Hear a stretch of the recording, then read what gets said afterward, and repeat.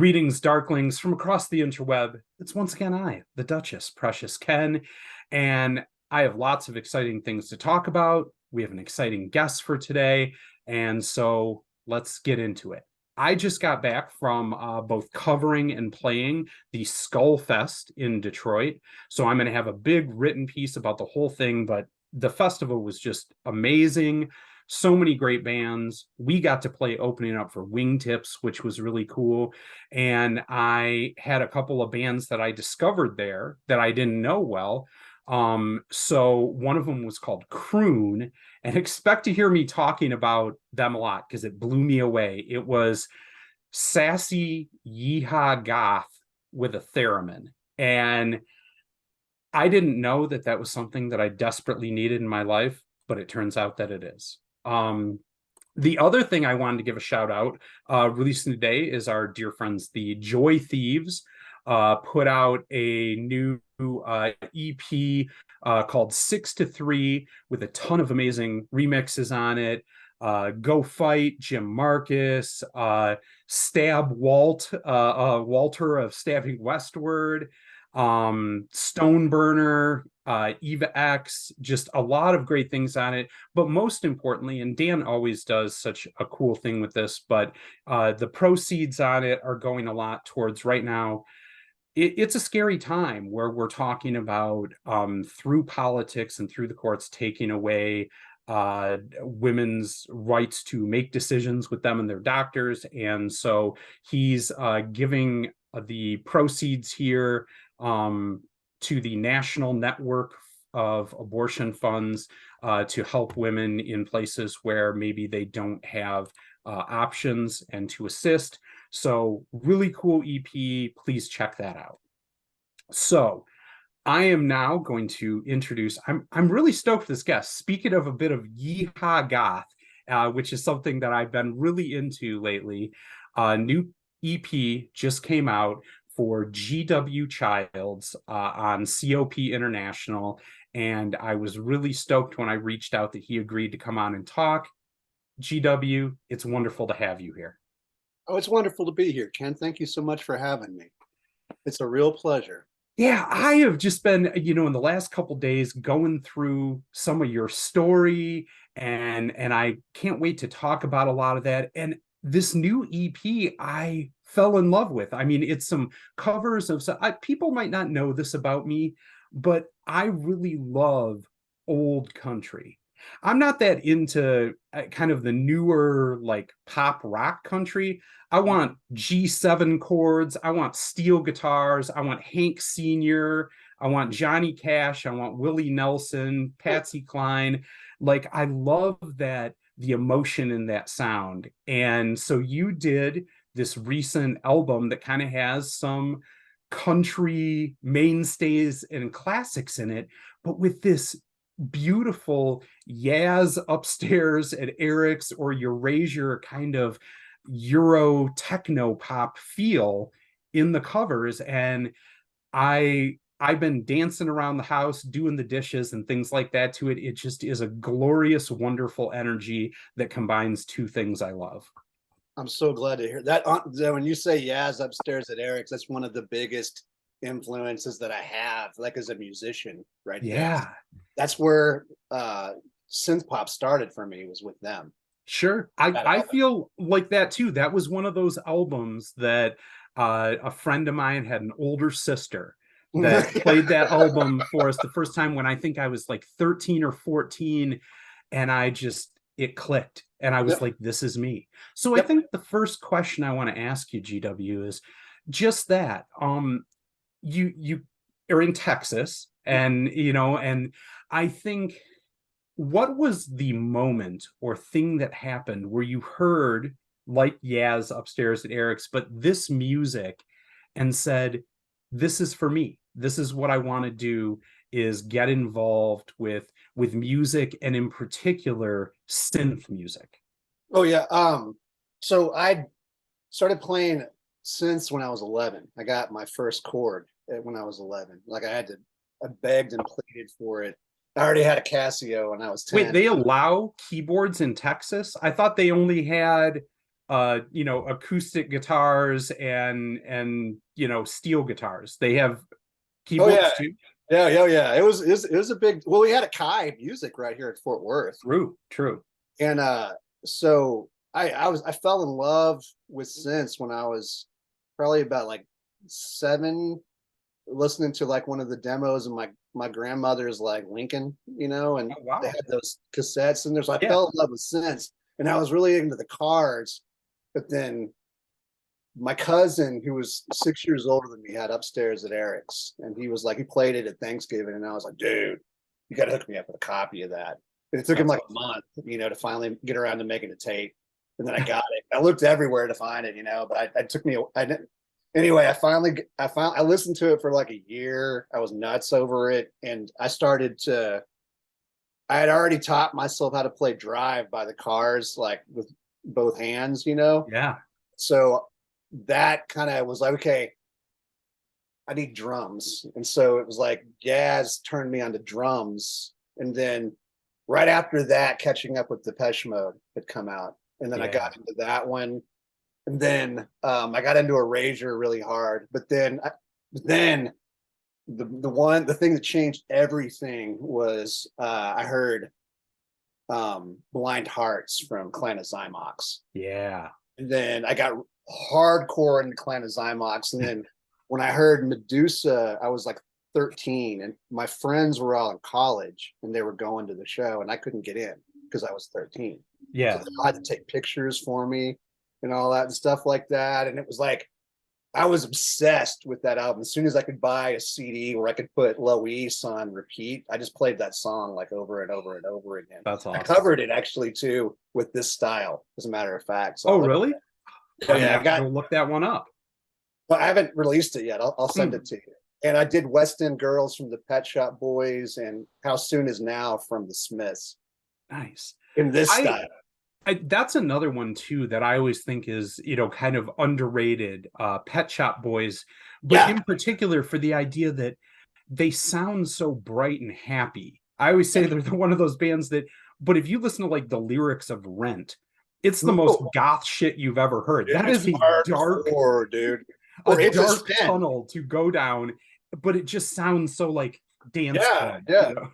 yeah. Well, I mean, Neil Tennant, he's got a wonderful voice, but there's always like that hint of like the chipmunk kind Yeah. of thing going on, and it's like you associate chipmunks with like the Christmas songs and stuff like that, Sure. but when it boils down to it, their writing style is so like British cutthroat, right to the point. He was a pro author for years and a Yep. brilliant writer. So it's like I love that they're a band, and this is kind of why they were like the first on our side that I decided to cover, Sure. because I was covering all. The reason that I chose those country ones, by the way, too, there's a specific reason as well. Like, there's an era within country music, like in the 80s, that you and I Mhm. know real well. It's like where they had like the Barbara Mandrell show was on, Yep. and then you saw the Eagles going on, and you saw like Kenny Yeah. Rogers like moonlighting with the Eagles, but also with the Doobie Brothers, and like Yeah. disco and synth pop and country were starting to converge during Yeah. that. And like when John and I had started talking too, we were like, I was originally approached about doing a disco track with him, which I've been doing a lot of, and I love that and era. and also you should call out for everybody there, when you were just like, oh, when John and me were talking, you're referring to John Fryer, Yeah. legendary producer who Yeah. helped make Pretty Hate Machine. I mean, so I'm just saying, let's put that in Yeah. perspective for everybody. So Because for you it's just John, but for the rest of us, yeah. yeah. Thanks for tagging that too, because I will forget it. Because he's kind of become like almost like a family member in a strange way. Sure. And anyway, I was gonna do a disco track because I'd been doing a bunch of songs that were different colors, and I'd been doing it as GW4. Mhm. He was like, "You're from Texas, right?" And he was like, "Why don't you do something that's like really true to you? Like, did you ever? Were you? I mean, he goes, "Were you ever a cowboy?" And I was like, "Yeah, that's what I mean. I grew up on a ranch. I mean, I grew up on a ranch, but I was the kid that had the synthesizers in the back room that everyone was like, 'What the fuck is he doing?'" When and I'd go out and I rode horses, but I did go Yeah, back and program a patch bank for my Poly 800. that was part of my research. I remember that you actually, yeah, I mean, worked a ranch, from a young age and Yeah. were, yeah, a legit cowboy, I guess, in that sense of, doing the work and, whatever. Could you lasso and the whole bit? So actually, I got a really cool story about that. It'll make me cry a little bit, but so my dad employed a lot of different people from all over the Mhm. world on our farm. We had horse trainers from Mexico, from South America. We had some from Canada. We had just different types of people and quirky as fuck, but the caballeros that worked for us that were from down in Mexico, like every afternoon at around 5 or 6 o'clock, usually the music went on and the lasso started twirling and they'd be dancing in and out and they'd let me come and stand in the middle. Yeah. That's awesome. Arm around me. It was just beautiful. It was joyful. You know what I'm saying? It was like, and so like take that kind of joy. And then like when for years, I hid this stuff because I was in Soil and Eclipse for a Sure. long time and like in DLI. And when I was going up through in the goth scene in like Hawaii and like in San Francisco and where I was living out there, it's like I didn't talk about this part of me ever. I hid it, Yeah. as a matter of fact, because when I would say my name's GW and I'm from Texas, I had people in San Francisco say, I'm so sorry, like right after I said it. Like Sure. I had people like say, I don't want to talk to you again because they found out I was from Texas, that kind of shit. And I was like, wow. So like I'm like totally accepting. I like love everybody and like That's funny that you were feeling the reverse of it. You're hanging out there in San Francisco and working on music and they're giving you crap just because you're from Texas without ever knowing anything about you or getting a chance to say hello. oh yeah, there was an English chick I was talking to one night in a club. I was with Christian, actually, a cop, and I had a mohawk at the time and everything. And we were getting along great. And as soon as I said I was from Texas, she like stopped talking to me. Like, and then later on, and at first I didn't chalk it up to anything, but somehow like I wound up on her blog like a week later, and it actually was listed. He was from Texas, and I was like, wow.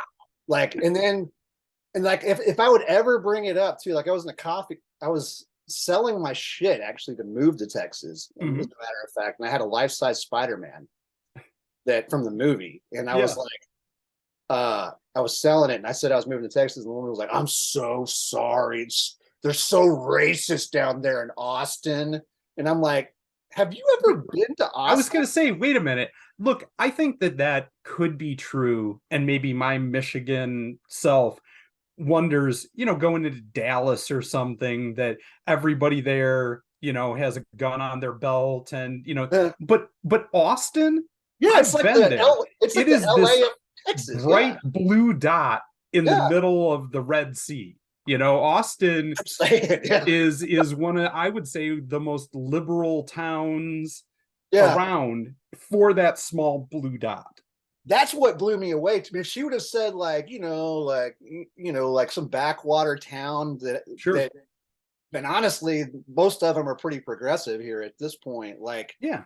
I would have been like, yeah, but I mean, it was Austin, so I was like, you're obviously have some, you can do a little research for you, throw hate on my people, but yeah, that's what this single ended up kind of being for me was actually just a chance to really because like it sound I remember like even in the past like it being something that when I brought up the cowboy part, I mean people would just fall over laughing about it, and it's Sure. like, but at the same time I did stuff like I helped a horse give birth, Yeah. a child, and I And pulled it out with by its hooves myself, like I did it, and and when you talk about music or art, those experiences, something like that, which I've never done, has got to be something that leaves a permanent imprint on you. You do yeah. something like that and it changes you.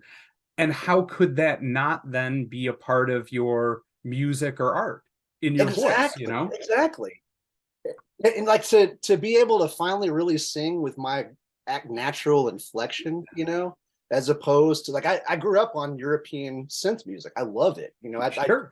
And it's impossible not to sing in a British accent when you sing it. You know what I'm saying?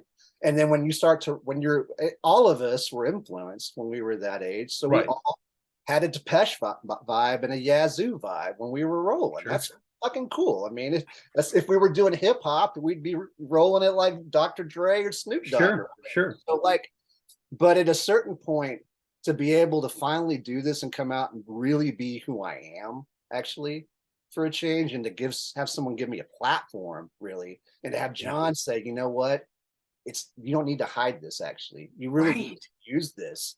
This is something badass, and it's not going to be easy to do.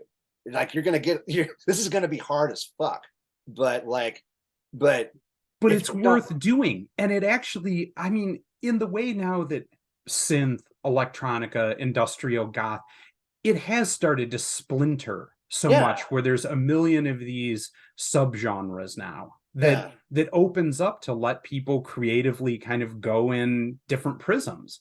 Yep. And I have been loving lately. I talked to you about it, the croon band that I heard, but I am loving this idea of mixing that flavor, that outlaw flavor, that desperado flavor, because that is a part of goth. And actually, if you think about it, always has been.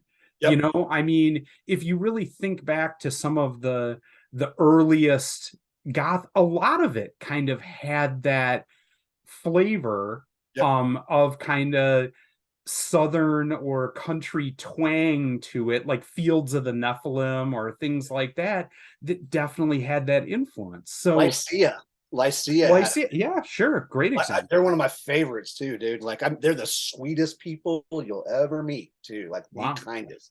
Like I love them. You meet all these different bands and stuff like that, but they were some of the Attrition too. Like give a shout out to Attrition as well. Martin's a badass dude. Still, I always get blown away every time he puts out something new. I'll forget in between just how good a producer he is. Yes, that particular too. Like the way, like just the definition and the syncopation between the definition and then how he'll weave that violin in with it. But then the way he does his voice when it finally hits, it's like a fucking drop once it finally comes on. Like you find yourself later on, go, man, I wish he fucking talked more. Like, it's kind of like Eckhart Tolle. Like I was listening to The Power of Now, and he's got almost like a similar voice. I'm like, dude, I just can't wait for Eckhart to get back on and tell me about Now again. I'm just like on the plane and all that stuff. So we have another connection here. Please. That my first hearing of you was on a COP sampler. Okay. Called Broken Hearts and Robot Parts. And that was the first time I got to hear you. And I don't know if you know this, I was the one who named that compilation and series. Oh, Christian reached out to me and asked me if I had any bright ideas. He was thinking of doing this. And I, off the top of my head, I was like, I think that would be a cool name. And he liked it and ended up using it. See, so we have that connection. Hell yeah, dude. Congrats. And you did a Christmas song for that, right? Yeah. We did a Carol of the Bells. Like Christian and I had talked about it, and I hadn't put anything out since GW4, and it was like, he was like, you need to do some shit, and so and I've been trying to develop this for like 2 years, and with the development of that, I mean, I'm talking like when they talk about Thomas Edison, like 100 light bulbs, like I've done it at this point. Like, I mean, 4 songs a night for weeks. Wow. No, 4 songs a week for months, for years at this point. It's what it seems like. I've been churning out music and like, what about this? Nope. What about this? Nope. It's like, I mean, that's how you have to do it these days, though, is you have to just put it out in the world and find out what sticks, throw it against the wall and find out what actually, okay, we have something here. Now, not everybody has the luck to, once you narrow that down, say, okay, now John Fryer, now you help me refine this. Yeah, no, and when he does too, you got to be careful because he really does. Like he will refine the shit out of it like fast. But so Christian was like, go ahead, and I've been doing a lot. I mean, I've been writing a lot, and I've been Yeah. turnarounds pretty quick at this point. So he's like, why don't you lay something down real quick, try a couple of different ideas and see which one. And so I did White Christmas first, and it was like I did it. In fact, I'll shoot you that one too because it's straight up Yazoo, like straight up Yazoo. I mean, like Nice. it's not even really the same song actually. I went like, let's just make this as happy as you can make it because it's a depressing song. It is. It is. It is. So I did White Christmas first, and they're like, and then I laid down Carol of the Bells. And so I went crazy with the time signature. I did the odd 3/4 on it, and they ended up going with that because I did one on DLI for Christian years back too. And it's on the last DLI album that just came out, the Pax and Maracana. Yep. And so I did it kind of like Pax and to kind of like that particular song, and we and I laid it down, and then John was like, he ran with it after that, and then we started bringing in other musicians, and it ended up being like the first time we did it, and we had like I think like John mixed something like 100 something people in one song. Wow. And he refined it a lot too because I had some like weird time and stuff, and it got really polished. And then he started bringing in like the orchestra and stuff like that. It's just, and it took off. And so it was like I was kind of like the first ant at the very bottom of the anthill, and then they were like all grew out from there. So I think that's really interesting, and in particular, again, because you're kind of blending these styles.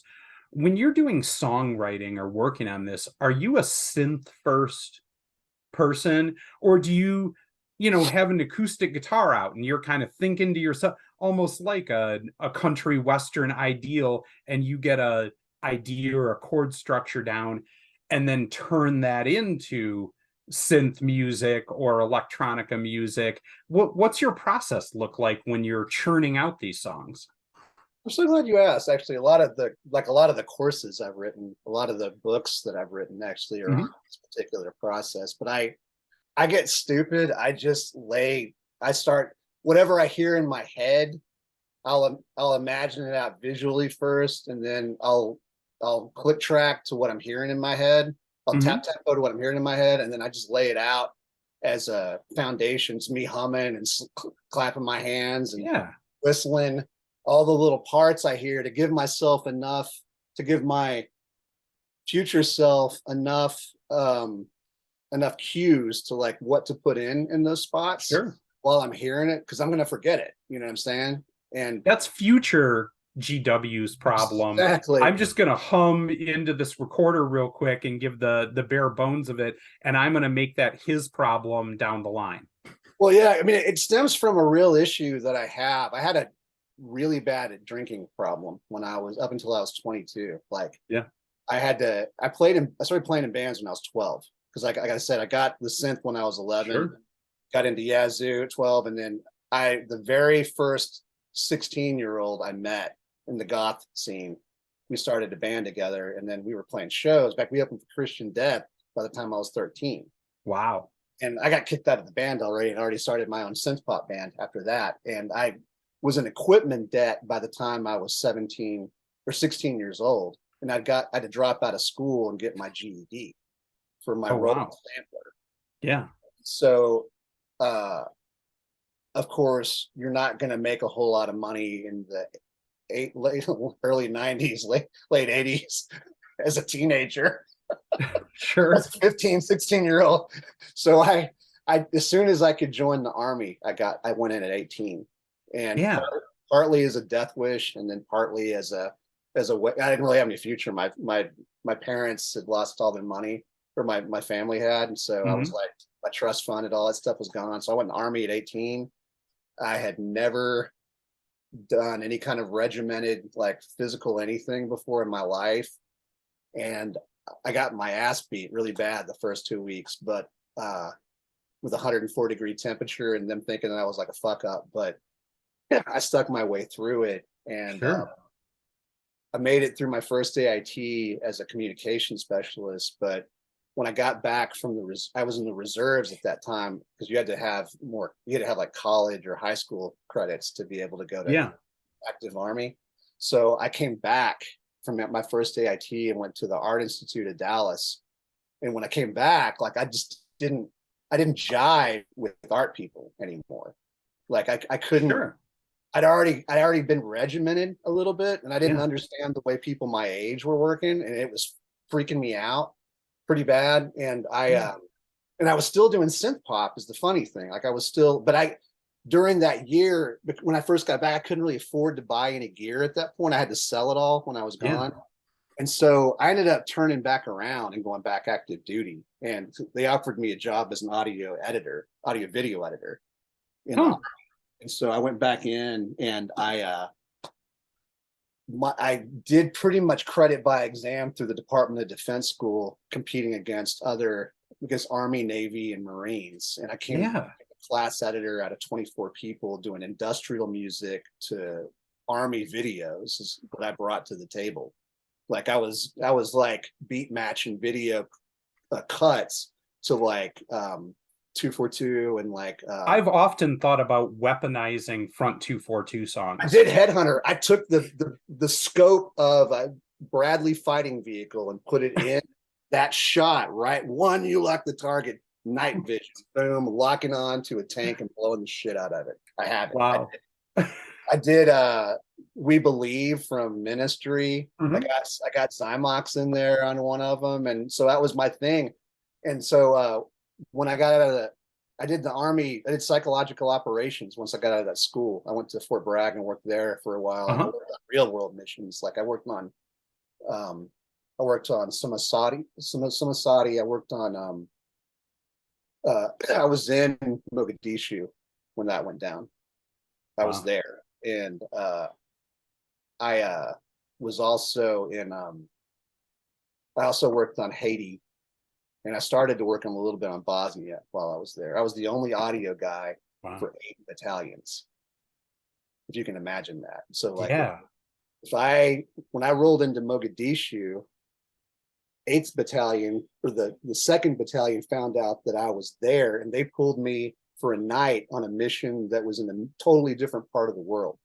24 hours recording a linguist and then cutting on a reel to reel all the different messages and then putting each one on a cassette deck that could be put into a Walkman, played it through a loudspeaker.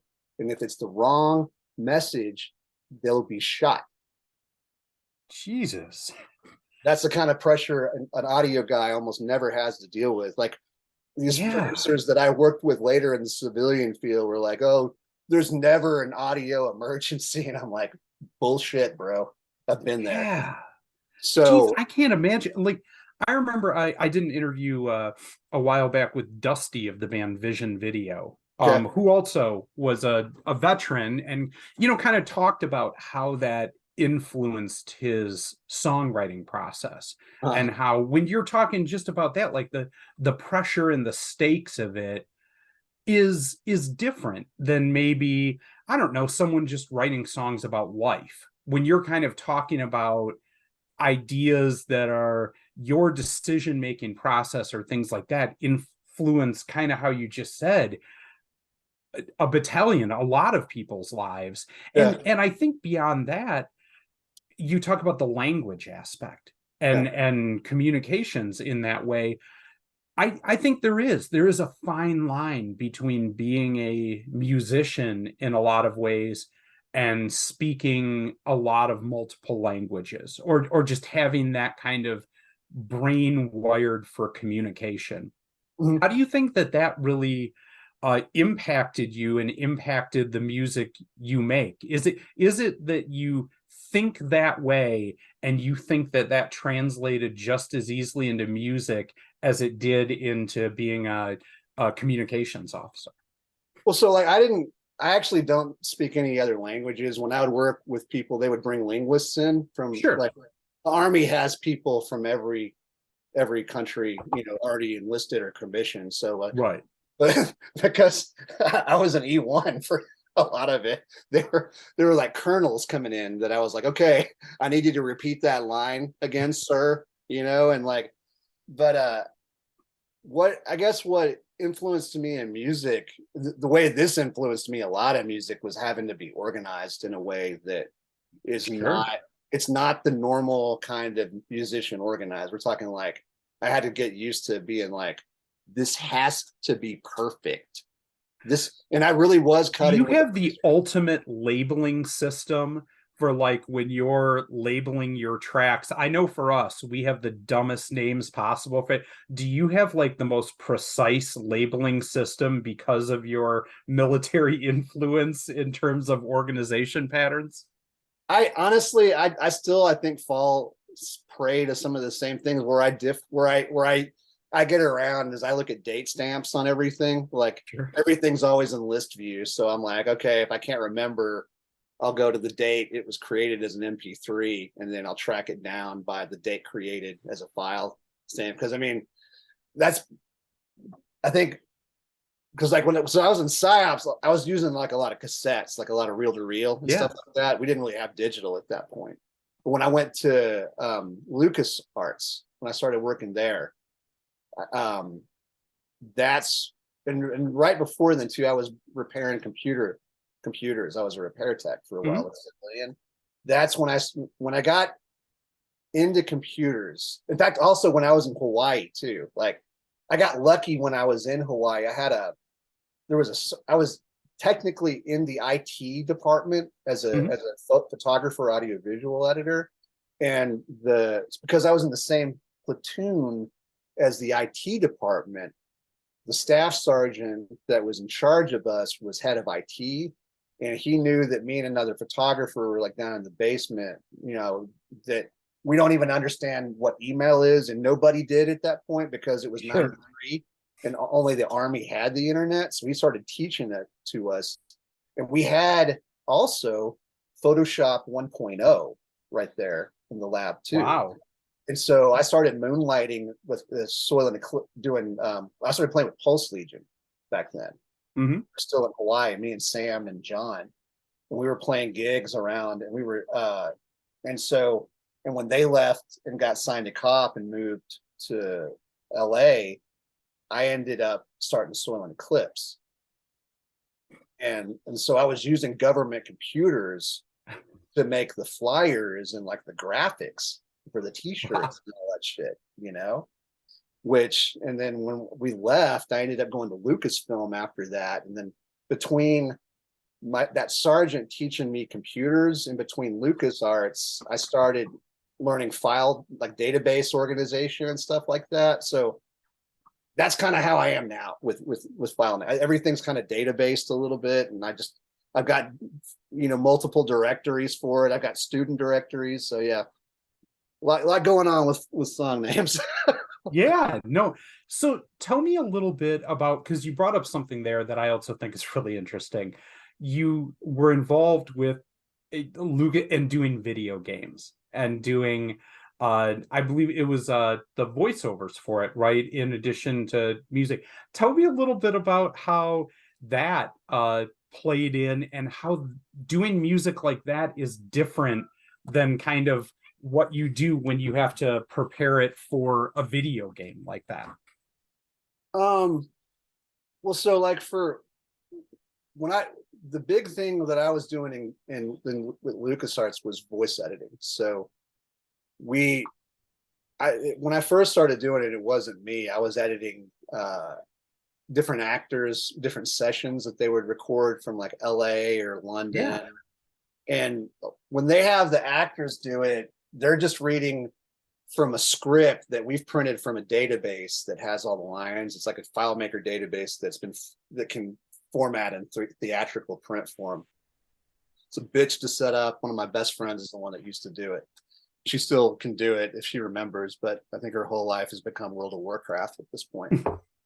But um, so it's, they read basically line to line, and like the director, who hopefully is versed, is sitting there going, okay, go back and read that one with a little bit more inflection, or no, it's pronounced Twi'lek and not Twi'lek, and so then and then some of the times like the lines will be like half wrong in the first reading, and so when I get it finally, it'll be like, okay, we want the first part of sentence A and then the second part from take two and put it together. It's like editing a podcast basically, but it's like 6,000 voice lines from a script. And then so like I did the editing part, but my specialty was the voice processing. And I made a name for myself on that one, down to like even when The Force Unleashed came out, like I love that game.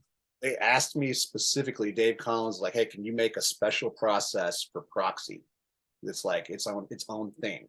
And so I did that. I was one of those people. Like I came up with a Vader process that would put the breathing in for you as well. That could be like batch processed. Yeah. So I made an article on that for Inner Office with Skywalker Ranch. That it's like a lot of these things I published, no one ever sees, but like the battle droids specifically were one of my favorite things to process. But me and Ben Burt, we also kind of went rounds on it a little bit too, because he started off one way with it, and then they switched it over to the high pitched one, which I wasn't exactly impressed with that process, because all they're really doing is just raising the pitch in Pro Tools all the way up. So it's like pitch corrected all the way up on high, but with the same. And like I was running it through the Reason vocoder before, and it built my own batch processor for it. And I was like, dude, it sounds way the hell better as a vocoder. I'm sorry, it does. Everybody likes it when it's so. When we did Republic Commando, they were like, dude, do something completely different with the battle droid process. Make it darker, make it gnarly. And like the super battle droids hadn't even been in film yet at that point. They were only pictures at that point. So I was like, dude, I'm gonna make these like I made them all like, raw, raw. They're just like they're terrifying as hell when they come down. And the other one's something like it's a vocoded, but kind of like I put some FM synthesis in, so it was a little bit broken, and just so I love those guys. But later on though, so I did those. I had a lot of fun in like helping to build those, and I started to get to a point where they were like starting to let me kind of fly a little bit. So like when Republic 2 came around, I was like, they were like, Julian was the main sound guy on it. He was like, I don't know what to do for the astromech. They want something different. So I want you to just do something in Reason for T3. And so I went through and redid a whole new astromech for T3, which took forever. And then I did, and then when it came down to Nihilist too, in the script, it was like his voice can destroy a planet, and he has one line in the entire game. So I was like, I stayed up. I was up at 3 a.m. at the LucasArts studio, and I was like, well, if you're gonna do something that gnarly, it's gonna have to sound almost Latin. So I screamed what I thought was Latin in reverse. I screamed it out like I was talking in reverse, and then I reversed it, and then I vocoded it with FM synthesis on a lower format, so it was like the Sauron effect. And then we kept some of the carrier in with it, and it waved, and it was just like Julia's like, yeah, that's it. It was just making me roar on, and so yeah, and then with Battlefront, like when the very first Battlefront LucasArts, they were working on it. When it got time to cast the Stormtrooper, they wanted someone that sounded like a soldier for the part. And I was like, I just started in voice. I was like, dude, I'll read for it. I'm a soldier. I was. Yeah. And so I read for it and I got the part. And I ended up got to process myself in it. And like I had my own thing for Stormtroopers where I, like you can't have the click on every word or the pop on every, because it's not in the movie that way. You expect them to be like a click sometimes and a pop sometimes, then not sometimes. So I had a batch process even for that in Reason that it would put it on the tail and end of it. And then I could go back through and cut it in different ways to make it. All right, GW, I had no idea that this is where this interview was going to go, but like the super freaking nerd in me is so excited right now because these are some of my favorite video games. And are you, it's work. You're doing this as a job, but are you a big Star Wars nerd too, and genuinely love that stuff, or is it kind of a job that you care about making sound right?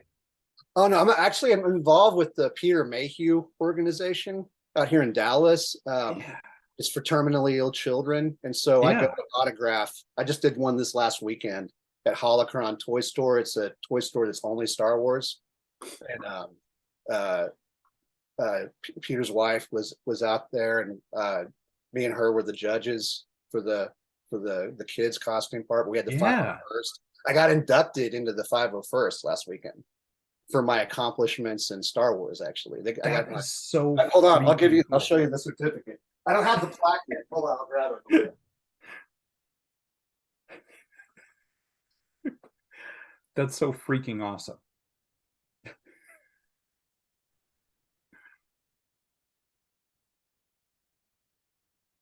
Yeah, so I don't have a costume or anything like that, but like I got.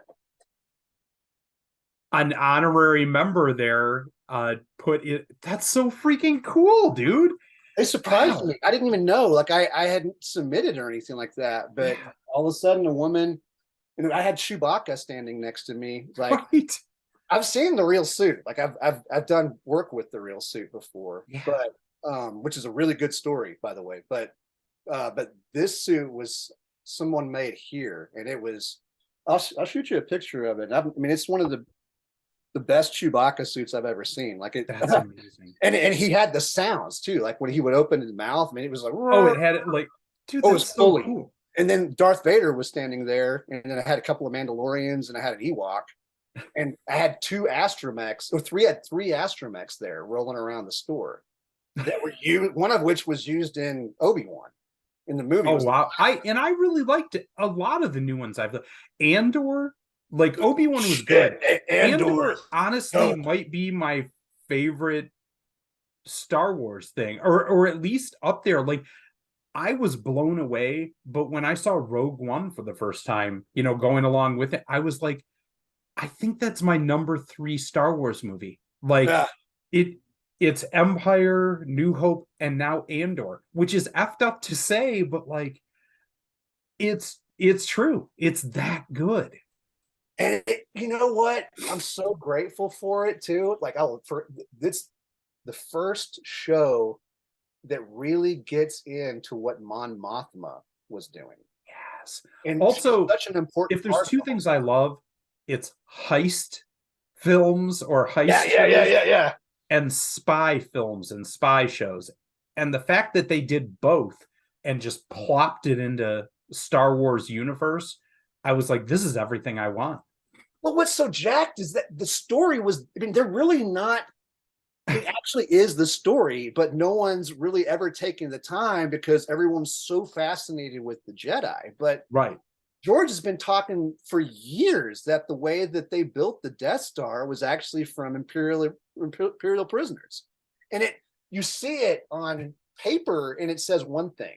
You're like, oh, it's just random numbers like everything in Star Wars. But when you personalize them, when you give them a name and a face finally, and when you see what people are having to do to survive finally, and Right. do it in a way where you really see the fascism of the empire. Mm-hmm. That's what George was really trying to show all along, but because he's a much more broad stroke type Sure. director. He's up here, and he needs someone that can direct it down here. Yeah.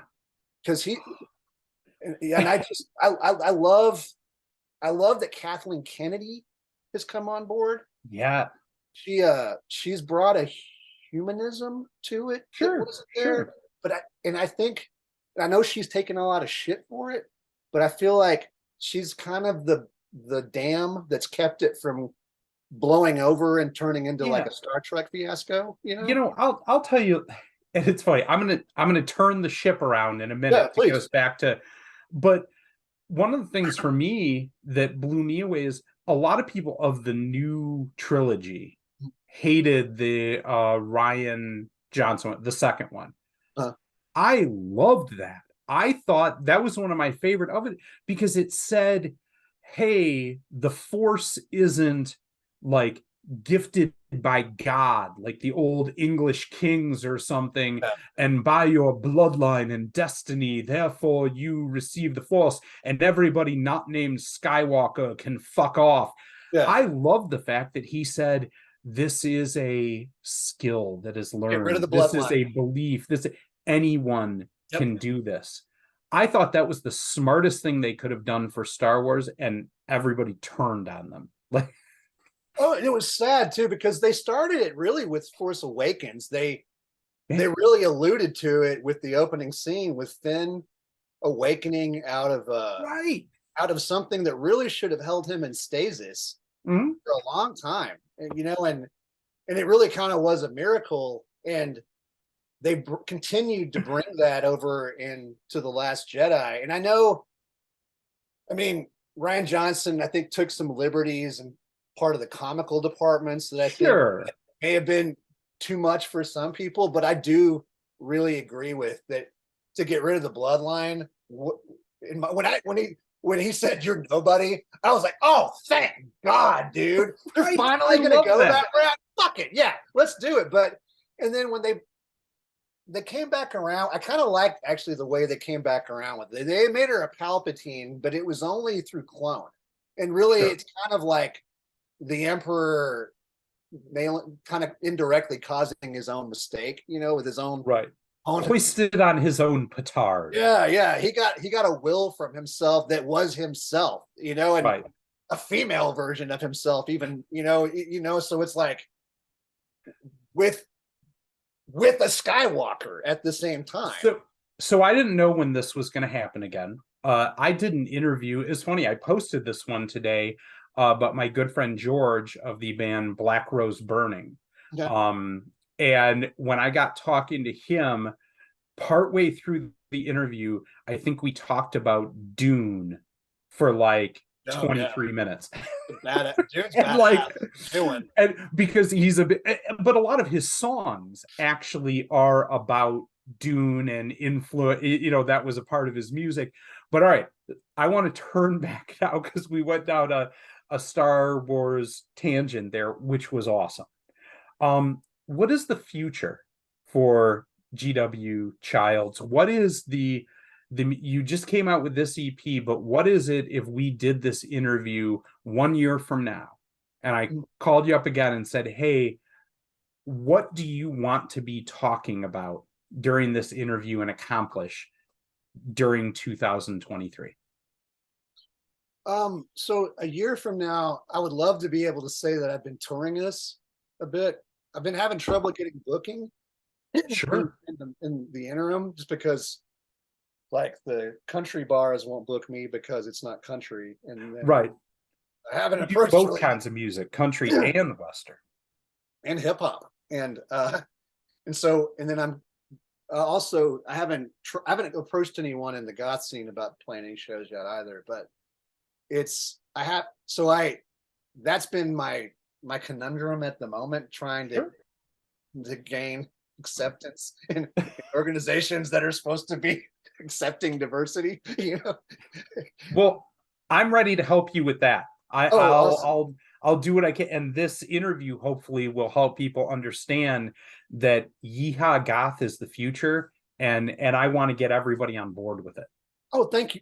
And that means so much, because the thing is, like, it's like you're saying, like, there's the line dancing, rodeo dance music part of it that John has coined right on it, right? And I love that as well. I like to be able to bring in the synth pop side of it. But I'll tell you another, I'll send this to you too. Like, I'm not just into the 80s era country though. I'm into the Ghost Riders in the Sky, the flamenco stuff, the Marty Robbins stuff. So I already covered El Paso, and I did a couple of versions of Ghost Riders. John Mark Liederman actually already remixed Ghost Riders. It's never been released. And a dear friend of mine, an amazing composer and producer. Oh yeah, he's a badass dude. John Mark Liederman. I mean, it's just he's he's like an encyclopedia of different music, different band. I've never met him in person either, but it's just like his his uh his personality, even without meeting him, it carries like volumes. You know what I'm saying? Like Yes. he's a really sweet person, and he's very up on everything going on. I mean, him and Emily Ron is one of my favorite people in the world. Like Yeah. she's been a huge supporter. But we were the first two bands back on Cop when I was on, and then Christian was like, okay, I'm restarting Cop, and then okay, I'm bringing Emily back, and then it was a toss up like on if I was going to be Emily or me working with John at first. But Emily, of course, has like I mean, she's been Emily for a long time. Yeah. Emily's been doing stuff. She's really, and she deserves every bit of it too. Like, and she Yeah. was like And I think the other thing about Emily is another amazing producer. Like that's one of the things I've really loved about the synthesis of Jean-Marc and Emily is you have two great producers yes, that are sharing ideas, respecting each other, listening to each other, and making something stronger than two already brilliant people maybe could have come up with on their own. I think that's been what's so powerful about Roan Letterman. Oh yeah, no, they're very two different sides of kind of the same apple in a lot of ways, Yeah. but like from two different worlds. I've worked on me and her have started on stuff together as well, but I've been actually the asshole that hasn't sent it back to her yet. But like I rap, I did some rap for her on a track as well. That's awesome. And so and like I've been the one sitting there going, it's not good enough. So I'm not, so she hears that part of it. Like, hopefully she understands. Like, I just haven't thought that it was that great yet. So I haven't sent it back. But like, and then of course I've had this going on as well at the same time. And like, and I've been writing curriculums. But so I've been trying to get, but we occasionally do stuff together too. And I just, but as a label mate, as a friend, and as a peer, like she's been so supportive. Yeah. Like, and she really, I don't, to be considered to be in that stable of musicians has been like a real honor, you know, all across the board. The old Cop, it's a totally different Cop than what it used to be. So we are coming to the point in the interview here where we are a music review page, first and foremost. And I always like to hear, especially, like I said, someone like you who's doing something fresh and different that I really like, of kind of the synthesis between these Western or Southern styles blended with synth pop and whatnot. Is there anything that you want to shout out that's inspiring you right now in terms of other artists or musicians like Emily that you feel are doing something really interesting and valuable that gets you excited? I mean, the first thing I'll say is Ron Lederman. I mean, they're leading the charge right now, and yeah, I think that Rage EP was freaking just dope. It's my favorite thing to go exercise to. Like I said this to both Jean-Marc and Evan, is just when I need to like get some energy in myself to get off my ass and go, I don't know, be active. That album is one of the first things I hit play on because it just fills me with pep.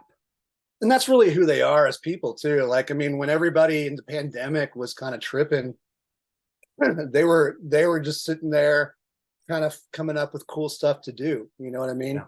Yeah. And I think that's what everyone's really, that's what Christian kind of was doing too. And that's what I was but they made an assembly line of it, you know, and they did it lovingly, and they did it in a way that's relatable. And it's so hard to do, especially when you're working remotely between two different people in two different parts of the world, and to be able to keep that heart, because production is the scalpel of the heart. You know what I'm saying? It's true. They're dangerous together, you know, and so. And that's one of the neat things about Jean-Marc too, is he's one of those guys that, I mean, if he says it's done, it's done. It doesn't matter if whatever it is, it's done, you know? he's got that ability to be able to walk from it in a way, and he's confident when he says it too. Like, Yes. and so like, and I'm exactly the opposite of that. Like, I'm just like, oh shit, you need a little bit more of this, or what about? I'll just re-sing the whole thing tonight, you know. And I'm like, I'm starting to learn from John Mark, because I'm like, because that's a man that can talk back to John Fryer and can get away with it, you know. So, Probably one of the few. Yeah. well, yeah, without a shadow of a doubt, him and Emily would probably be the few. Yeah, I don't even attempt, but like John's been almost like a dad I never had. I never knew I had, in a lot of ways. Like, Yeah. he's actually physically come to my town and recorded with me. Like, he's Wow. physically he's come to meet my family. I mean, he came down to really be a part of my life. You know what I'm Yeah. saying? With him, it's not just like working with someone remote. Like, with him, it's blood, you know, at this point. So, and so I helped him try on a holster actually in a Western store. I mean, like, like we have pictures of us in front of steakhouses and stuff like that. He came to the studio that I work out of. I mean, he recorded there, you know. It's like, I've met some of his family, and it's been real personalized with him. That's like a dream right there. Cause like I said, Clan of Xymox Medusa was like the album that changed my life. Like, Yaz had a big play, Heartbreak City from Sure. Cars, but I mean, I've bought Medusa 25 times in the Wow. military. I lost the CD multiple times. It's always expensive as fuck. Doesn't matter which dingy ass record store you find it in, they're going to mark it up because it's an import. It wasn't until it got on iTunes that you really could get away from that finally. But like, I was one of those kids. Like I had to have my mom drive me 2 hours to a record store in Carrollton when I was 13 to be able to get Cocteau Twins records and to be able to get Depeche Mode singles. And Wow. they charged through the nose, but I'd drive out there and I was buying them. You know what I'm saying? I remember Cockatoo Twins. That was one of those where like I bought that big box set Yeah, of yeah, yeah. like 5 and that was a huge deal because I was caddying and I Yeah. had to like save up my caddying money to get whatever it was. Like you said, like $60 to buy this box set, but it was important that I did that. Yeah, yeah, yeah. I mean, to get to be able, like, I remember going to this one record store multiple weeks in a row waiting for them to get the like a day single from Clan. Yeah. I mean, like, they were hard as hell to find. It was like that was my Pokemon when I was a kid, was finding Clan of Zymox and rare Depeche Mode singles, you know. In Japan, David Sylvian, like, I was all over. Yes. But him and the Moon and the Melodies, like I was really into craft work. I was really into ministry, really into Front 242, Frontline Assembly. I get a lot of shout out to them as well. Sure. Like, I've and Skinny Puppy too, but when I was living in Hawaii though, that's when I started getting into the newer stuff like Exorcist and like Lights of Euphoria, and I started playing the dungeons out there too when those were going on. That's where Soil and Eclipse and Pulse even got started, was in the dungeons. I mean, so. You know, it's funny. I had a couple shows where we opened for Raised in Black, which Oh yeah, is he produced our first album. Yeah, pretty consider. Wait, you did what? he produced our first album, Soil and Eclipse. Raised Dude, in that's Black. so awesome. Yeah, He's one of like I whenever I love. think of Hawaiian goth, I I always played think on of stage Raised with them in too. Black. I've played on stage with him. I'm in one of their music videos as a keyboardist. Awesome. But he's remixed like 3 or 4 of our songs also. Like, he's a really good friend. He's been a really good friend to me. Like, That's awesome. he's one of the sweetest people in the world too. Like, I mean, It's true. It's true. I mean, unfortunately, I met him when I was like 22 and I was a little shit. And so I remember like teasing and saying to him, like, wait a minute. So you live in Hawaii. How are you goth? Yeah, You yeah. wake up every day with sand between your toes, with the sun shining down it, and you find a way to be sad. How does that work? And like, I remember he was just like, man, whatever. Yeah, yeah, yeah. Well, we got that. I got that too in Soil and Eclipse, because when we first got signed to COP, that's a lot of the interview questions. You guys are out of Hawaii, and like, how do you? And I'm like, yeah, well, I mean, obviously, you can look at me and tell I'm not native Hawaiian, you know. Sure. But at the same time, too, it's like I'm in the military, you know, and so that obviously plays into it as well. But like, you'd be surprised. Hawaii in the mid '90s or the mid '90s was like almost looked like Hamburg at night. I mean, it was like That's you don't crazy. understand how big those dungeons were. I mean, those dungeons were 1,500 people, Marines, Air Force, getting whipped by girls in PVC with like Nitzareb playing in the background, you know, and it was they had sex booths where they were backlit with on the dance floor, and so there was it. I mean, I've never seen anything like it since then. They gave away complimentary handcuffs and whips at the door, and it was like $30 for the cover to get in, and then they'd be lined up down the street to get into it too. I mean, it was huge. I Like, remember I went to Berlin a couple years ago. We covered a Cold Transmission music festival. oh wow. And when I was out there, it was the same kind of thing where I saw some shit where I was like, man, I thought I was an open-minded progressive but holy shit, there is some stuff going on in this club that I didn't know that was the world. And it was great. It was mind opening. It was, but it was definitely a culture shock. So I hear what you're saying, like the impact that can have when you actually see it in Mhm. reality and see just how big and how many people it'll flip you on your head. Oh yeah, and I got deep into the scene when I first got there. Like I said, I had a drinking problem, like bad. Like I'd come out of a rapid deployment unit in Sure. psyops. And I was like jacked, and I couldn't play any music. I hadn't played any music in years, and for me, I have this thing where I get earworms and it starts to build up and it gets worse and it gets Sure. worse. If I get stressed and it gets really, really bad and I'm hearing it in my head, but you can't hear it. And like I start to, and so it makes it difficult to go places sometimes when it's like Sure. that. And the only thing that ever made it stop was when I would drink. And so I'd gone 2 years at that point without purging any music. And so I, in that first year I was in Hawaii, I bought a keyboard, like a Roland XP50. I bought it like on a signature loan, Sure. and I spent a year detoxing after I almost killed myself on accident, and I had to I had to stop, otherwise I would have died, Sure. and I lost every friend that I had in the army when I did it, and the only people that were there that they were like, dude, you cannot be a musician and not go to clubs. So Pulse Legion guys made me start going out with them, even but just not and learn to not drink going out. Yeah.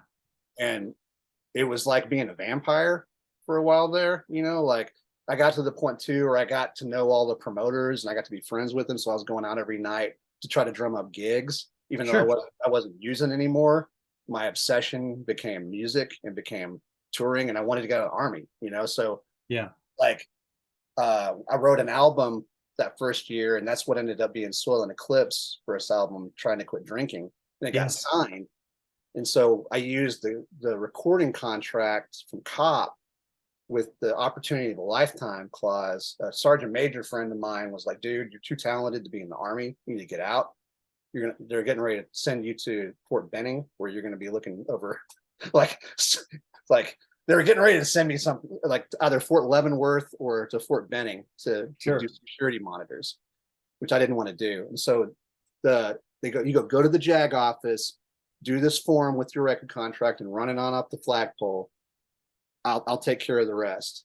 And so I go over to the JAG office and they're like, hey, like the Secretary of the Army has to sign off on this. Like, don't get your hopes up or whatever. And I'm Yeah. like, okay, I'm just doing what Sergeant Major told me to do. We good. And so I filled it out, and like a week later, they called me up like Togo West just signed off on your orders. You're out. And so I got out, and but I got out on an indie contract, so I had to hustle after that, and that's what ended Yeah. up. I wanted to move out to the Bay Area to be close to cops, so I moved. And when I got out there, I was like, okay, this is right on the street from where I've always wanted to work, Lucasfilm.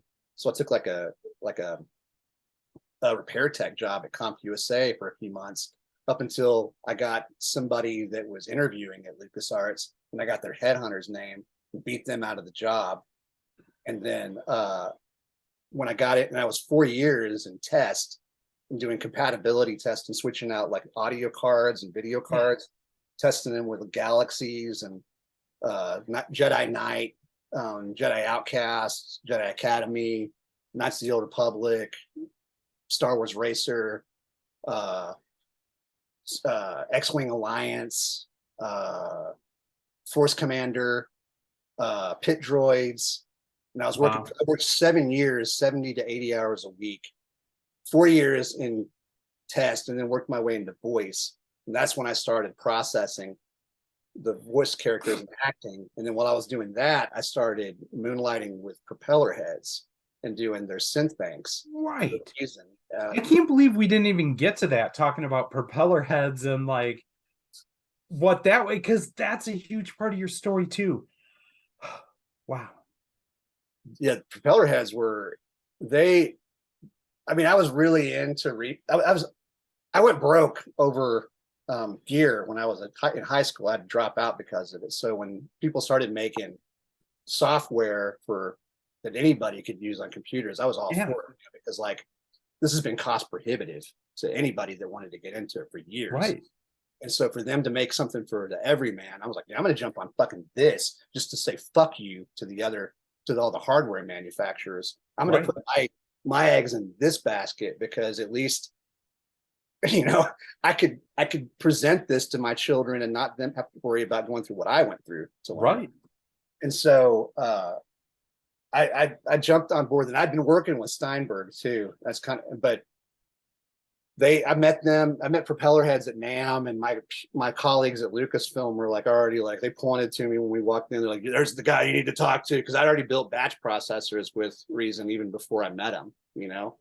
And they're like, you're doing what? You're doing this for games? Like, and so as soon as they found out, they had me come on for the Reason 3 sound bank, and then I came back on for the Reason 4 sound bank. I designed a lot of the combinator patches in Reason 3, like, and along with many other people. And then I designed a lot of the Thor patches. Like one of my patches is still one of the default Thor patches. Underwater Asgard. If you ever bring that synth up, that's mine.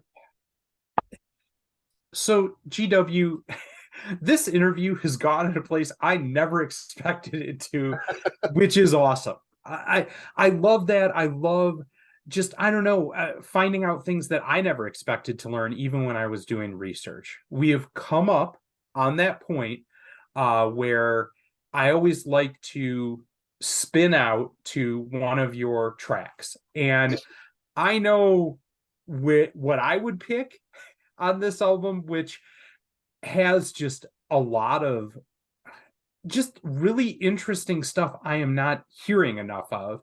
But I like to ask, what is the song, if you had one, that someone was going to listen to this album for the first time, what is the song that you feel really encapsulates that you would want them to hear to know what is the GW Child's sound? I'd probably do Tarrant County. I mean, because it's probably the most honest representation. It was the first. It was the one that John and I agreed on first, you know. And it's a gorgeous song, and it has just a lot of soul to it. I really, really like that track.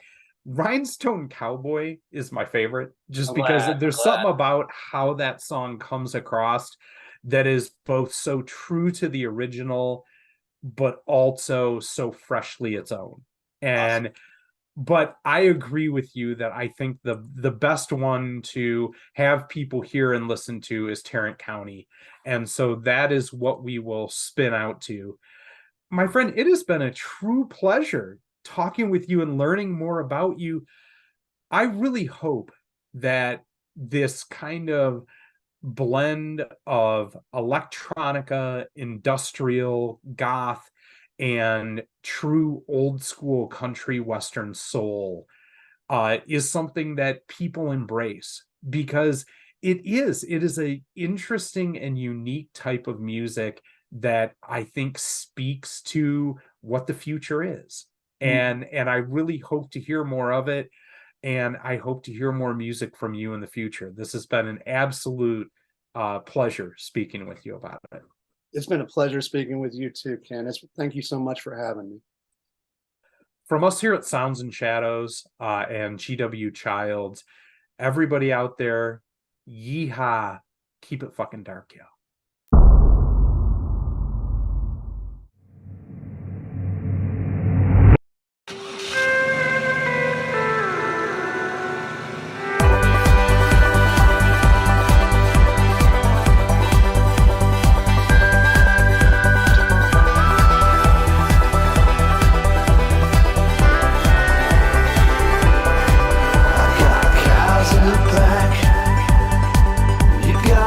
Some slack.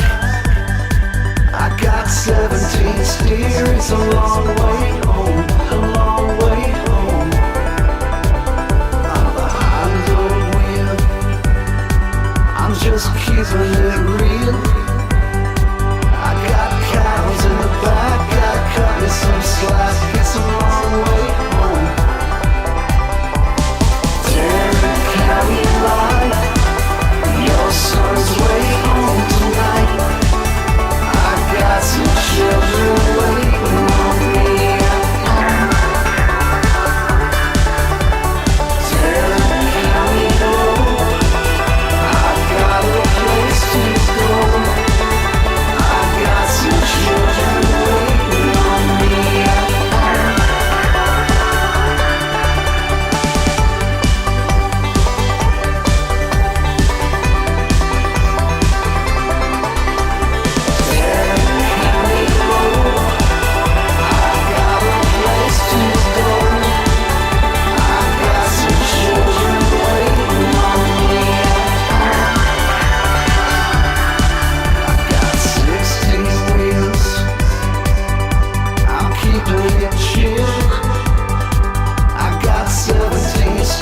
It's a long way home, a long way home. I got a story behind. I've done my time. I got cows in the back. Gotta cut me some slack. It's a long way home. Tarrant County life. Your son's way home tonight. I've got some children waiting on me. Tarrant County Road. I've got a place to go. I've got some children waiting on me.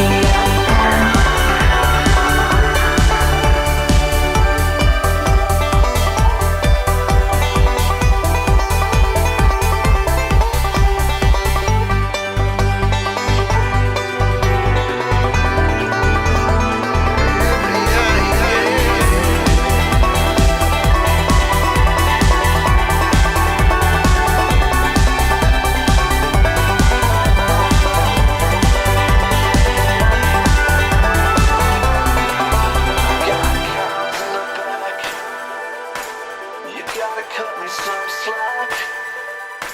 I got 17 steers, a long way home.